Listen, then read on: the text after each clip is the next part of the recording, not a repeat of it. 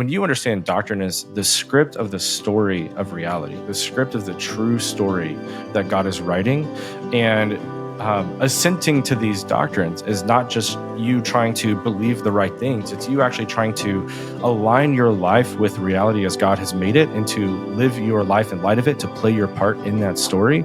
Then those doctrines take on an entirely different flavor.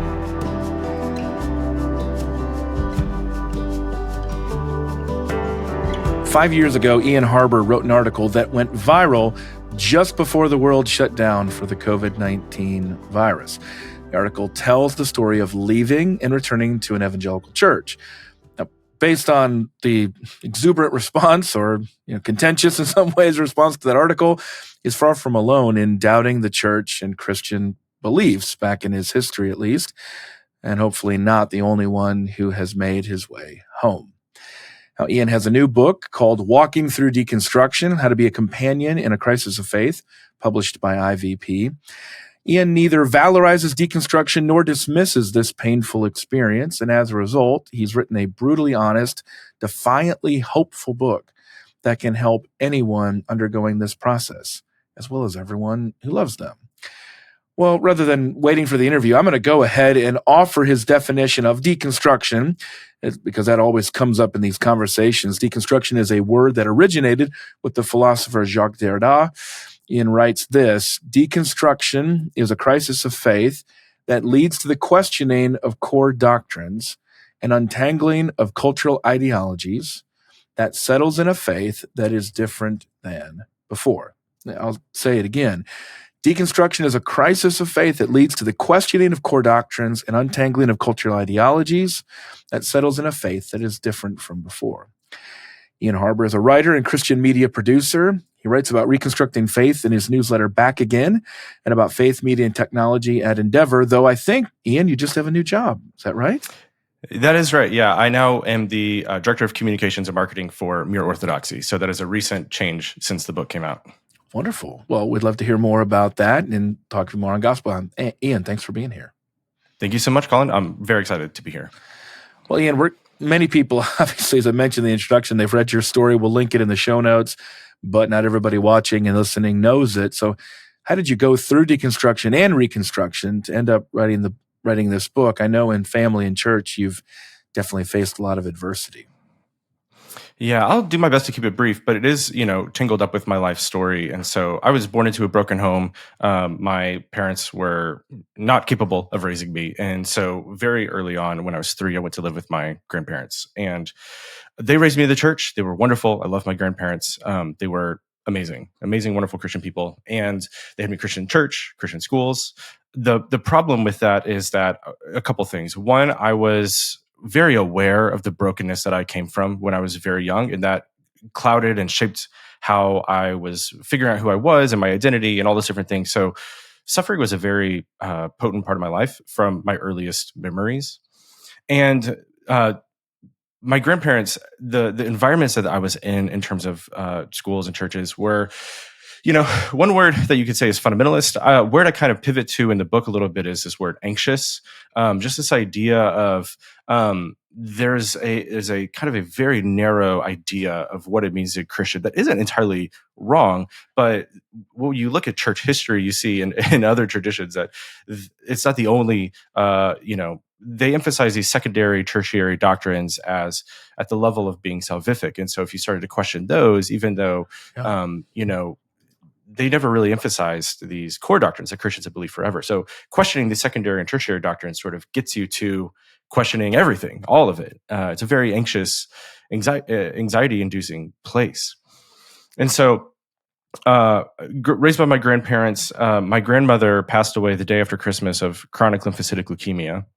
And that that's not the right word for it, but that was the beginning of what would be 12 funerals that I went to over the course of 2.5 years. That ended with my mother's suicide. So that was very formative for me, experiencing a lot of death at a pretty young age. And not long after that, a mentor of mine who was in the church ended up abusing 5 of my close friends. And so that was very, very tough. all at the same time is that this is kind of early internet social media days. And so, they're kind of a dime a dozen now. But at the time, I stumbled across one of the original deconversion stories on YouTube. And I did not have the resources to deal with that. Even to this day, I think it's a credible challenge. Like, it's a tough things raised against the faith. And so you kind of couple that with the suffering, with the doubts, with the broken home, with how all that plays into identity. And everything just sort of fell apart for me. It just completely fell apart. I didn't know what I believe. There was maybe only a year there where I would say I wasn't a Christian. But even when I would call myself a Christian, I was kind of swimming in, I guess what we would call more progressive Christian waters, things like the Liturgists and Rob Bell and Richard Rohr. And, you can kind of, that kind of crew that is over there. And so just a long time where I did not know what I believed. I would call myself a Christian. I was even involved in ministries and things like that, but really believing, heterodox at best, heretical things at worst. And all this kind of came to a head the year after I got married. My grandfather, who raised me, passed away in a plane crash, completely fluke, 1 in a million situation. And that was the darkest time of my entire life, was that and the fallout from that. And I was, 24 years old at the time, 23 when that happened.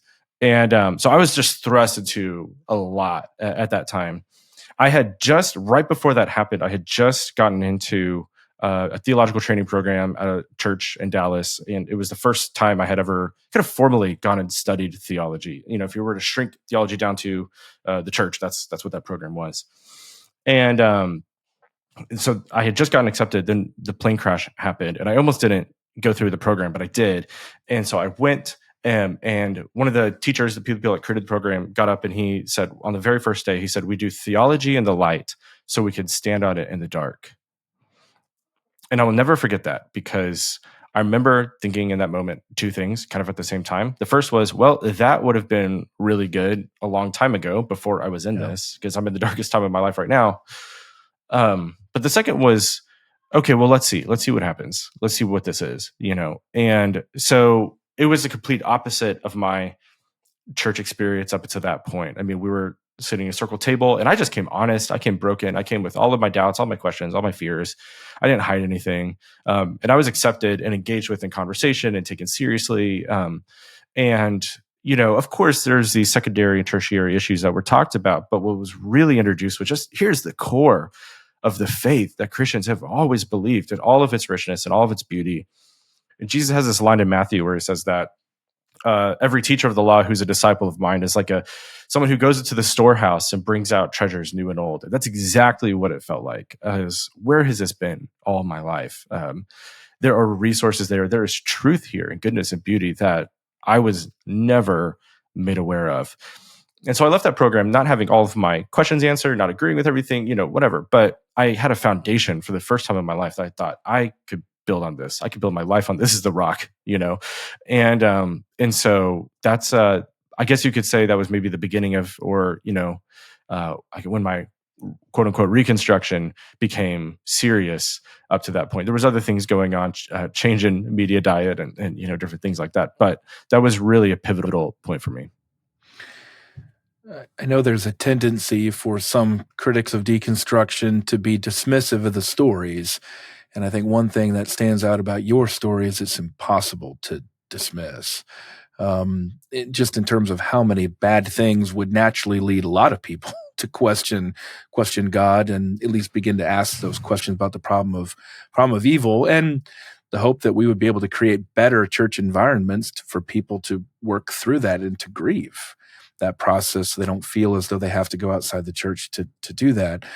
Now, what is this deconstruction? Is it a new phenomenon? Is it a growing movement? Is it just a new label on an old practice? Is it something that only happens when you're young?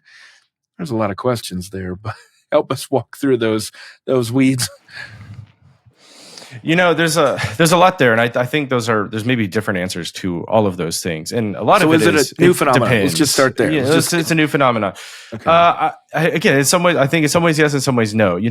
When I'm reading through Augustine's Confessions, and I find out that the time that he walked away from his faith and pursued Manichaeism was when he was 18 years old, the year after his dad died, and his dad didn't even, he has very negative things to say about his father in terms of his care for him. So he's growing up in a family that he's not receiving love from his father, and his father dies at a young age, and he spends the next decade walking away from the faith. And it takes him about that 10, 12 years before he starts coming back to Christianity. That, to me, when I read that story, I'm like, man, that sounds like deconstruction. Of course, he never had that word. He does talk about in Confessions, he says, he's reflecting back on his mom, Monica's reaction to it. And he said she always knew he had to go through what doctors called the crisis in order to get to the other side.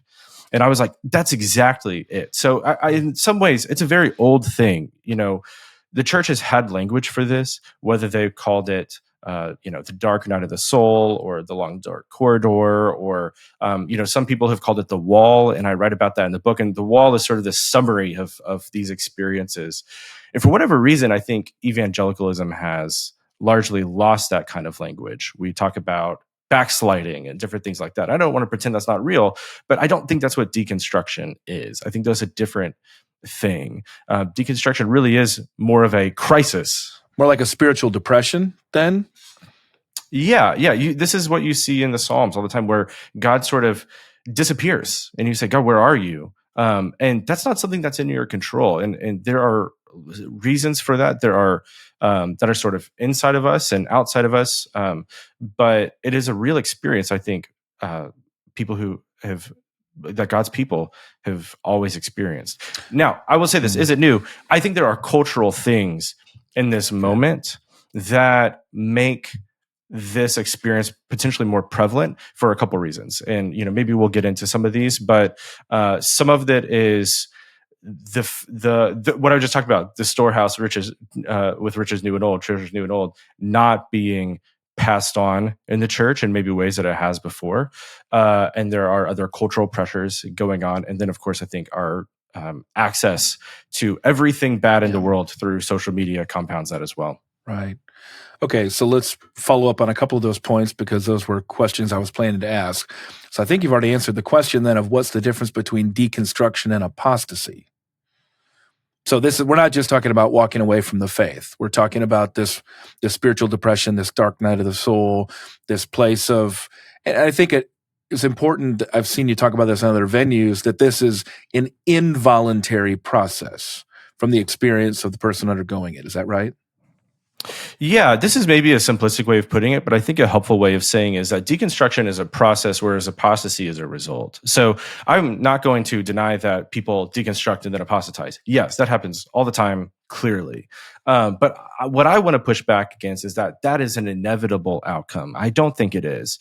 I think deconstruction is a much more normal spiritual process that people go through, and a lot of people don't even have a language for it. One of the interesting things that has happened since the book has come out a few months ago is that I've had a number of people read it and write to me and tell me, oh, that is what happened to me 20 years ago. I didn't even know that was what I was going through. I didn't have the language for it. But now that you've described it, I understand what was going on. And there's something, I think, powerful to that of, people feel crazy. That's the whole point, why I wanted to write this book. Is it's a very scary process. And I think the 5 stages of grief are a helpful way of thinking about it. And some people move inward and don't even really know what to do with it and keep it in. And other people sort of explode outward. And I think we see a lot of that on social media, which contributes to much of the perception of what deconstruction is and how it's experienced. But people experience it different ways, and being able to kind of separate those things out of deconstruction as a natural spiritual process that happens. It just happens, versus apostasy. Not that they're completely separate and one doesn't lead to the other, but that they are not inherently tied together. Got it. So one of the things that I do, and we've published at the Gospel Coalition, and when I'm teaching in cultural apologetics about doubt, is I do commend people through the process of disenculturation, the process of separating between those inherited beliefs and practices from their culture, from the essence of Christianity. It sounds like your deconstruction part of what helped you out of it was undergoing a process of disenculturation through that theological training program. Would that be an accurate description? Yeah, that would be an accurate description. What I would like to say is that disenculturation is maybe a sometimes separate, sometimes included under the umbrella of deconstruction. Deconstruction, and this again, this is part of the point of the book, is I'm really trying to move deconstruction out of a purely intellectual register and into an existential spiritual and register. psychological, I think that's as well. And psychological register, because I think that's where it belongs. Disenculturation, I think, is a little bit more of an intellectual process of you're sorting through these things, and that is part of it. That's why in my definition I include untangling cultural ideologies. There's your disenculturation right there. So it's under the umbrella as part of the process, but I don't think it's experienced the same way. Going back to what you're calling, spiritual depression, this more involuntary process. A lot of this depends on again, going back to what I talked about before, how anxious is the environment that you're in. There are places that can hold space for this sort of process to undergo and not feel threatened by it and not feel bad by it. And sort of what you're talking about, even encourage it, say, hey, this is a good thing. Let's sort through these things. And there's other places where, you have a question about a pretty minor issue. Your entire salvation is in question. And that creates an anxiety that is not the same thing as, let me untangle a few things that, don't look like they fit with the biblical witness. Yeah. Well, I think the primary way that I commend disenculturation is for somebody who says, I'm deconstructing, when what they mean is I'm just learning to sift through these different things. And I want to say, don't put the title of deconstruction on that, because that is an entire media complex out there of deconstruction where a lot of it ends in heterodoxy, heresy, apostasy. And that's not what the people are talking about in there. So that's one reason why I think this book is really helpful, is because, and I started with the definition, because it is important to define, because people are mixing up all these definitions, but those definitions can lead you down a really unhelpful path, especially with social media. So let's talk about the role of social media in deconstruction. You mentioned one of those narratives, early ones on YouTube. It sure seems popular and pretty profitable, especially on TikTok. What's going on there? What's the element of social media here? When you're deconstructing, I mean, a lot of this is coming out of hurt from the church, right? And so much of it is, I would say, warranted or legitimate. Now, we can even draw maybe a distinction between things that have directly happened to an individual or a group of individuals in a particular church versus people extrapolating narratives from something they see in a church far away. I think those are not the same things. And right there, we're already talking about the dynamics of social media involved in all of this. But if you just go to the fact that a lot of this is coming out of institutional church hurt, then there's going to be an inherent distrust of churches and institutions going through this process. And so that's why one of the reasons that it's hard to talk about, say, good deconstruction versus bad deconstruction, where you say good deconstruction is, stay in the church, read your Bible. It's like, I agree with those things, but when you've been hurt by those things, or those things have been weaponized against you, that's a hard ask, And so social media is, by its very nature, bypasses these institutions. And so what you have is a community of people who have experienced similar things and are having similar thoughts and feelings and what else, trying to find each other. I think that's the most charitable read on what's going on in terms of deconstruction on social media and online. I think that's a real dynamic. The problem is the incentive structures, because social media incentivizes outrage. The most effective way to grow a platform on social media is outrage. And so if you think about deconstruction through those 5 stages of grief, denial, anger, bargaining, depression, acceptance, somebody who's angry at the institutions that have hurt them and wants to expose, bring justice, get back at them, take your range of charitable to uncharitable interpretations of that.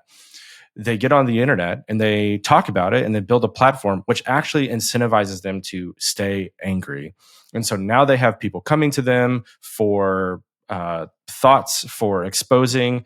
They begin to be formed by that perception. There's demand being built up. Classic law of demand, supply and demand kicks in. And next thing you know, you have a big podcast with big sponsors or online courses selling for over $100, trying to help people deconstruct or different things like that. And you've built an industry off the back of outrage. And not that there's not things to be angry at in the church. There are, and we should do that. But I have a pastor friend he has a book coming out, Brad Edwards. He says, you can't reform something that you haven't forgiven and you don't love. And I think he's entirely right about that. And that's the missing piece of all these things. There's things about the church I want to look at too and say, yes, this is bad. We need to change this. We need to reform it. But you can't reform out of hate. You can only reform out of love. And that is what I think this, to your point, online deconstruction industry misses, and why it's ultimately, at the end of the day, not helpful. Even if it's putting common language and naming experience that people have that needs to be named, it's ultimately destructive instead of constructive. Is there a difference, Ian, between how you react to somebody who says, I have some questions or maybe even doubts, versus somebody who tells you, it feels like my faith is falling apart? Well, at the outset, I would say yes. If somebody is saying, I feel like my faith is falling apart, then we have a triage situation where they're being honest with you. And I mean, I want to just commend that person for being open and honest with where they're at and asking for help in that way and coming forward. And yeah, so I mean, I think that would be what that would signal to me, is that we have a person going through this emotional, existential, spiritual crisis that, yes, they have questions that need to be answered, but honestly, they just need to be cared for and loved and shepherded and walked with through that. If somebody just said, I have questions or I'm having doubts, then I have more questions that I want to respond with. What do you mean? What are we talking about? But I would include in there emotional questions. How are you feeling about it? Like, when you question XYZ, are you just wrestling with it intellectually, or is there some fear of ostracization or losing your faith or different things like that and mix in here, and trying to get to the thing that's under the thing? Well, let's dive in just a little bit more then on the doubt part of this. How do you even just commend church leaders to engage with this more broadly, in addition to what you've said there? Do we encourage doubt, or at least tolerate it because we recognize in a secular age this is inevitable? Is this something we should actively discourage? Tell people, no, you do not want to, you don't want to doubt. That's a bad thing.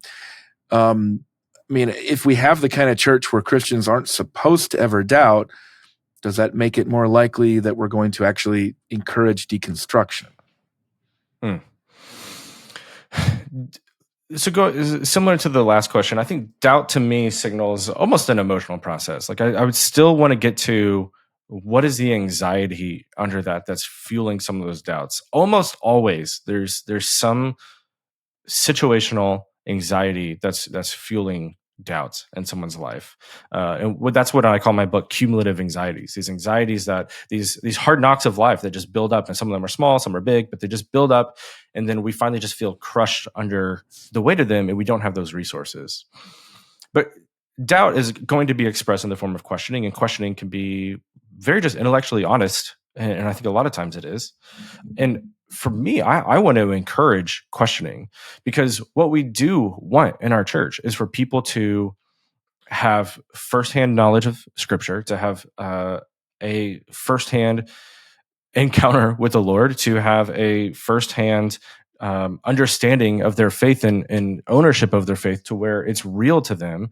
And that's not going to happen by just checking off boxes on a Scantron and putting it through the feeder and hoping all the right things come out on the other side. You have to wrestle with those things yourself. And so it can feel scary to the person who's walking through them when they start kind of going through, Gavin Orland has this idea of theological triage. There's the core doctrines, urgent doctrines, important doctrines, and then, kind of mostly unimportant doctrines. And it can feel scary when people start getting into those kind of more urgent or even core doctrines. But we should hope people are wrestling with those things, not to cast them out, but to really wrap their minds around them and understand them and for themselves. I'll never forget, I mean, the classic example of this is the Trinity, right? When I was growing up, the closest that we got to talking about the Trinity was examples that are actually heresies. So, water and eggs and three-leaf clovers or whatever else, and, or you just sort of threw your hands and gave up and said, oh, it just boggles my mind, whatever, that just blows my mind. I can't even think about it, which, hey, there's truth to that. There are mysteries we will never understand. Right. And yet God has revealed certain aspects of himself to us in the scriptures, and we can understand different parts of who he is and his character and who God is. And this includes the Trinity. And so when you actually look at that, and my favorite example is when Jesus is talking in the high priestly prayer, and he prays that the Father would love us, the church, the way that he loved him from the foundation of the world, from before the foundation of the world. And I was like, okay, so before there was anything, there was God who is a father loving his son and a son who is loving his father. That's at the heart of everything. That changes a lot about how you view God, about how you view the world, how you view yourself. And that that is one aspect of the doctrine of the Trinity that has already completely changed the way you see everything. The only way we can say God is love is if God has been eternally loving and being loved. And only the Trinity gives you that. You have just taken every other religion, every other spirituality, every other belief system off the table if you want to say God is love. You have to have a Trinitarian God. And so that is one example of this storehouse of treasures new and old that has been brought out that actually is there for you if you go in on those core doctrines.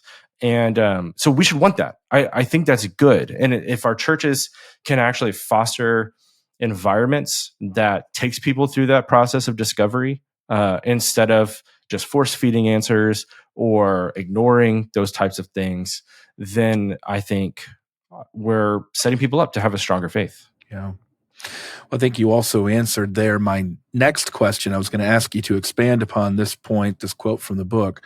Quote, when doctrines are mere accessories to a faith that is ultimately centered around the individual, and something from outside of that system smashes through and contradicts or undermines a held belief and seems to provide a better path to be a happy moral life than the belief, the path to a happy moral life than the belief they hold, everything comes apart. Anything not deemed necessary or contrary to the moralistic, therapeutic, deistic project is cast aside. So I was going to ask, what does the church do to avoid this problem? Sounds like your reference here a few times to the storehouse of belief, things like the Trinity, where we are not the center of that story. Decentering the self is one important thing that we can do in the church. Yeah, I mean, that's exactly right. I think so much of this comes back to, and this is what I get into the book, what is the role of doctrine in the Christian life? And I think a lot of times what's at least presented, it's caught, if not explicitly taught, is that doctrine is basically here are the right beliefs for you to get right on the test so that you can go to heaven when you die. And that's it. They don't actually have any bearing on your life, on the world, on the community around you. Whereas when you understand doctrine is the script of the story of reality, the script of the true story that God is writing, and assenting to these doctrines is not just you trying to believe the right things. It's you actually trying to align your life with reality as God has made it and to live your life in light of it, to play your part in that story. Then those doctrines take on an entirely different flavor. And what that does is exactly to your point, it decenters you from the story. You just centered your story around God. You just centered your story around the people of God and the world. This is what Jesus is getting at in the greatest commandment, to love the Lord your God with all of your heart, soul, mind, and strength, and to love your neighbor as yourself. He gives it to you right there. There's his theory of everything, is that commandment. You're actually decentering yourself from your story, from the story, and centering God and others and living your life in light of that. And that's what doctrine does for you. Let's switch to an uncomfortable question for a couple of guys on a podcast right now.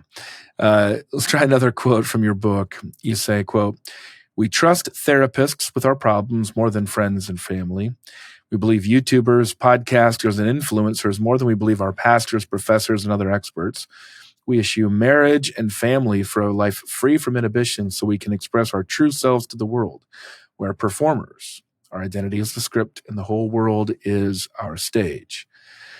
Well, Ian, I think you summarized in there a lot of really important points that I try to convey in my different classes and writings and of course this podcast. And in my most recent class on cultural apologetics, I really focused on this point, and I couldn't get an answer, not from myself, not from my students, of what it is that makes us trust podcasters so much more than when pastors. Of course, we're on a podcast now, and I cannot figure this out.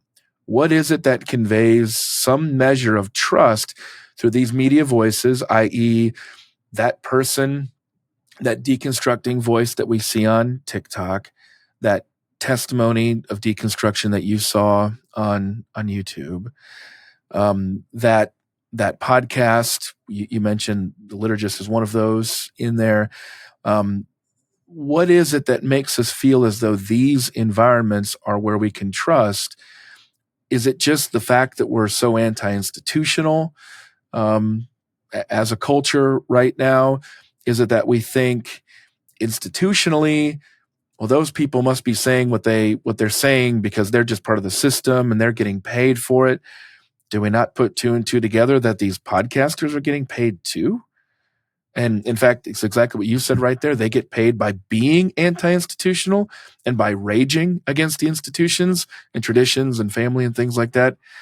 Help me put this together. I cannot figure it out. Yeah, and there's probably not one answer to it. It's I'm sure we'll be asking this question for a very long time. But there is definitely an aspect to the way that social media and podcast, lump social media, YouTube and podcasts in with social media, just liquidates trust out of institutions. Something makes it feel like unmediated access to information. There's something intimate about it. I mean, even us right here, right. Like I'm listening to you through my AirPods, you're listening to me through your headphones, and everybody listening to this is doing the same. This is very intimate in terms of our voices with each other and into our audience. And so there's that aspect of it as well that I think imbues a sense of authority, whether it's there or not. But also, and this is something that I talk about in the book that I borrowed from Andy Crouch because he is wonderful in terms of technology. And I think it does have explanatory power. He talks about the difference between instruments and devices. And it's more of a gradient than a hard black and white thing. Right. But, instruments require something of you. You can't just sit down at the piano and play Beethoven. Like you have to practice and become like Beethoven in order to play Beethoven. You have to do something. And the farther you get away from those responsibilities, the more into device territory you get. And so he talks about how there's these sort of four promises, four trade-offs that devices give us. And I found this really helpful. So he says, there's first two really good things. So devices promise you now you'll be able to do things you've never done before, and you'll no longer have to do things that you had to do before. That could be really good. And I think that's why I'm not anti-technology, anti-Luddite. Those are good things. But there's subtly two trade-offs. And you'll also no longer be able to. It's going to take things away from you that you did not know were going to be taken away. And it says, now you'll have to. It's going to force you to do things before that you didn't know you were going to be forced to do. So if you run this sort of through the grid of deconstruction in this whole media complex and podcasts and everything, it could sound something along these lines. It could say, now you'll now you'll be able to access spiritual content from anywhere for free, like this podcast. We both agree this is good, like the Gospel Coalition, Mere Orthodoxy. We love this. Now you'll no longer have to pay for an expensive seminary education or rely solely on your local pastor for good teaching and instruction in the faith. Again, there's pros and cons to this, but sometimes pastors don't have, or local churches don't have the resources they need. Again, That's really good. That's why organizations like ours exist. But then the trade-offs are, you'll no longer be able to easily discern the difference between trusted, incredible voices and those who are either ill-informed at best or malicious at worst. And now you'll have to, and here's the choice. You have to choose who you trust more, your local church or the content you consume.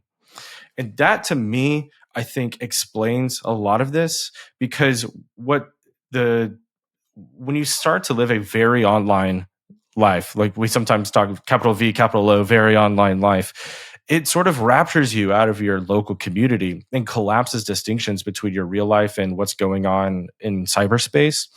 And you actually have to make a choice on how you define reality. And most people don't make that choice consciously. It happens subconsciously. And it sort of defaults a lot of times to what they see digitally.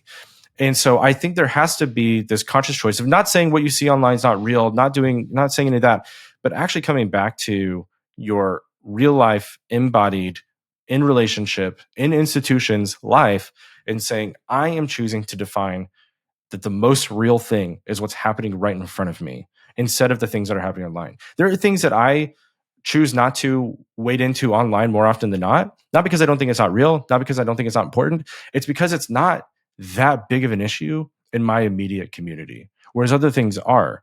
And so those are the things that I think about. Those are the things I want to talk about more than the latest outrage thing on the internet today, because it's not that I don't have an opinion. It's that, I mean, maybe I do, maybe I don't. Maybe I just feel like I'm learning, but that's not the thing that's happening right in front of me. And even though, because of my job, I have to be online a lot, I'm trying to make what is in front of me the most real thing. Yeah. Oh, that's good stuff. That's really good stuff. I'm going to just clip that and share that with my students in the future. That's what I strongly encourage them to do. A couple of quicker questions, because I think we've covered some of this ground, but they're related. One is directly connected to apologetics. Once again, one thing that I give a lot of close attention to in my teaching in seminary, but then also in my leadership with the Keller Center for Cultural Apologetics. And I think you're channeling in a lot of the things you're commending here, some good Jonathan Haidt here on perspective on the intuitions versus the reason. And I think what you seem to be commending so much with deconstruction is attention toward the intuitions, the feelings, the experiences, the desires, the tribal dynamics, as opposed to merely addressing the rational answers. Because I think that's how evangelicals tend to respond to these situations, to say, oh, well, we just need to correct your thinking. And so we need to teach you the right thing and warn you against the wrong things. And I think they miss the intuitive dimension and the emotional connection to that. And so let's try to link these two together. I think they are linked, but here's what you say about apologetics. You're right. If we enter these relationships with all the answers, but full of fear, anxiety, and control, it doesn't matter how good our apologetics are. You can't change someone's mind if their heart hasn't been won. So the question is, how do we win the hearts of people who are deconstructing? But it may be related to my next question, which is, what role does non-anxious presence play in being a good companion to a friend or family member in a crisis of faith?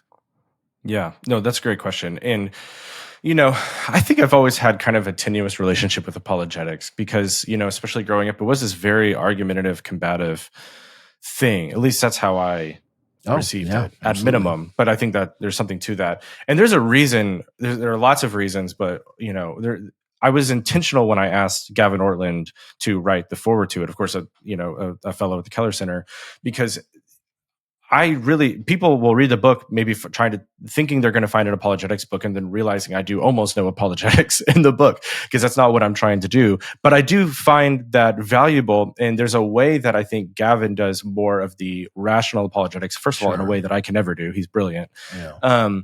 That I hope if, more people know Gavin than me, but if somebody comes to my book first, I hope they make their way to Gavin's YouTube channel and books and kind of go down that rabbit hole as well, because he's excellent.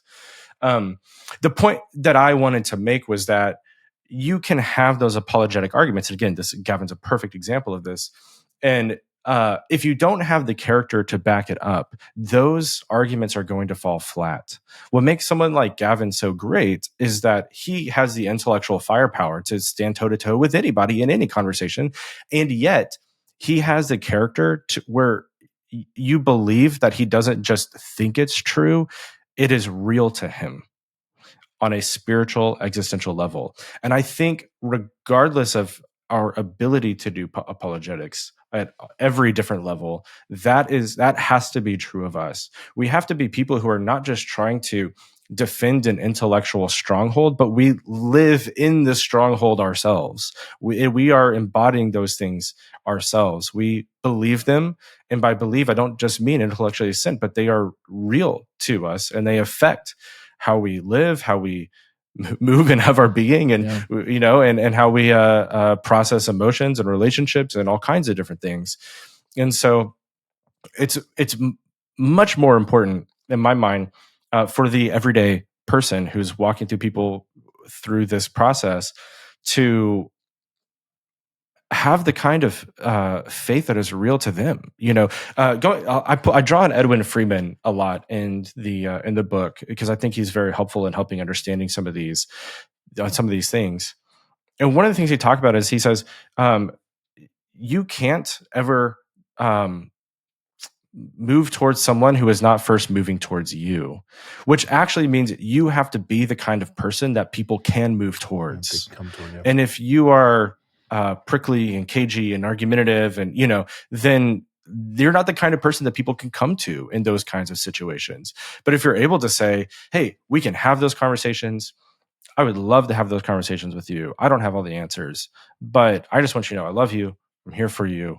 Anytime you want to talk about those things, we can do it. And even if I don't know the answer, I'd love to still talk to you about it. I'm not threatened by you.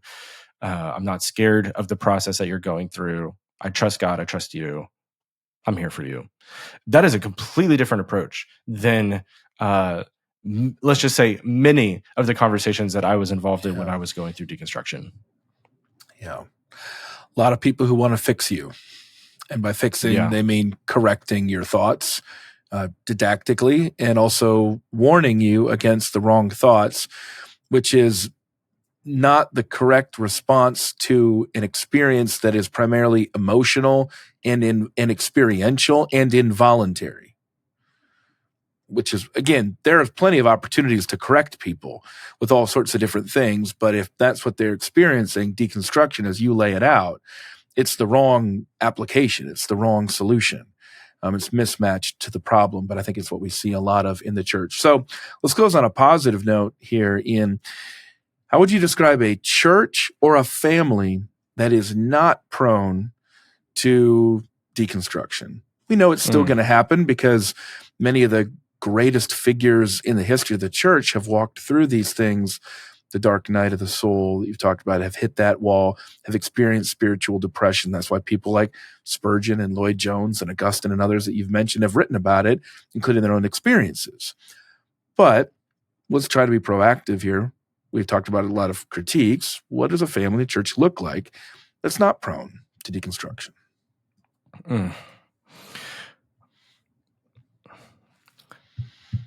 I can't remember the statistic off the top of my head, but it's well documented that one of the most important influences in a child's faith is the parent's faith. And my concern is that for many people, their faith, even in terms of raising their kids, is a cultural commitment. It's a social commitment, but it isn't an actual faith. They're not, like we were just talking about, running every single thing in their lives through the grid of loving the Lord their God with all their heart, soul, mind, and strength, and loving their neighbor as herself, and everything else that comes with that.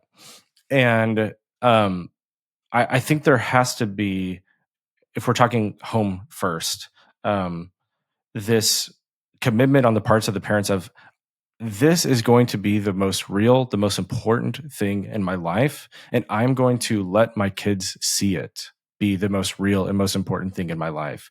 And the times that I don't live up to that, I'm going to own it and say I'm sorry and repent, and just modeling the faith for your children and not being scared of them wrestling with it for themselves. And in fact, if anything, allowing their questions to push you and let you say, I don't know the question of that, but let's wrestle with that together. Let's see what happens. Like, let's go down that.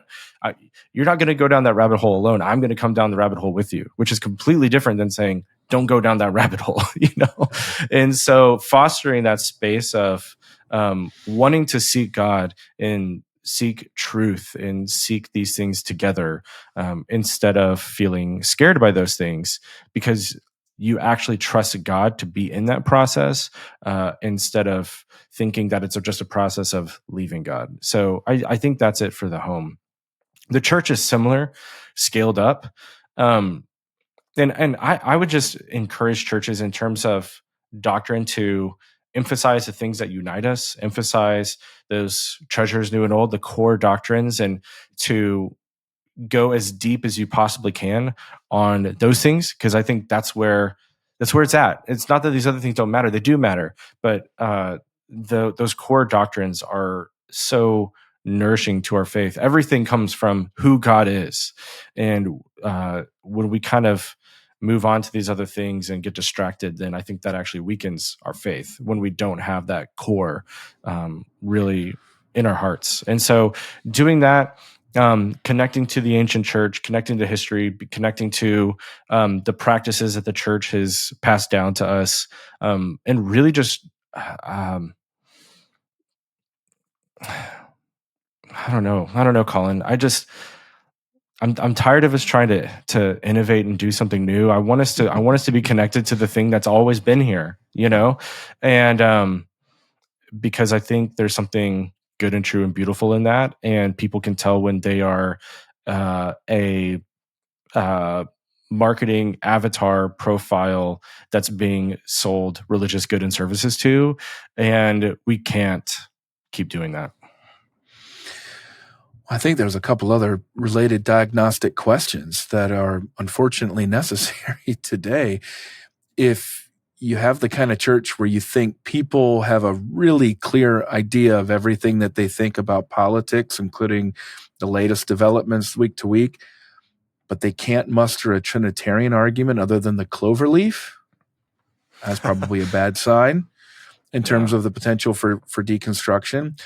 If people are commonly discussing ephemeral, and aren't they all, social media controversies, but they can't identify somebody like Irenaeus or Origen or Athanasius or any of these absolutely pivotal early leaders in the church, then maybe we've gotten away from those core things that are with the Word of God that we can stand on through those storms of deconstruction. Like you said, that great quote of what we can stand on in the dark. So maybe those are a couple diagnostic questions to ask there as well. But I think, Ian, I love so many things about this book, but I love that you are so carefully attuned to different dimensions of this, from the psychological to the sociological to the technological. But fundamentally, it's a book that commends the gospel, and it's a book that commends good Orthodox biblical theology. What could be better than that? So encourage everybody to check that out. Walking Through Deconstruction, How to Be a Companion in a Crisis of Faith. Ian Harber is the author and been my guest here on Gospelbound. The book is new from IVP. Before we go, give a quick shout out. Tell me about the new job at Mere Orthodoxy. Yeah, that happened pretty recently. I've been working for a different organization that we've been partnering with Mere Orthodoxy for a little bit, and I've been helping behind the scenes. And then the opportunity came up for me to come on board full time with them, and so that's what I'm doing now. And I'm very excited. I've been a big fan of Mere Orthodoxy for many years, and that writing has been very formative on me. So to be able to help build it up as a media institution, I'm just very excited to be a part of that. Easily one of the more helpful internet corners of Christianity. So love our friends at Mere Orthodoxy and glad that you're there. Ian, thanks for joining us today. Thank you too, Collin.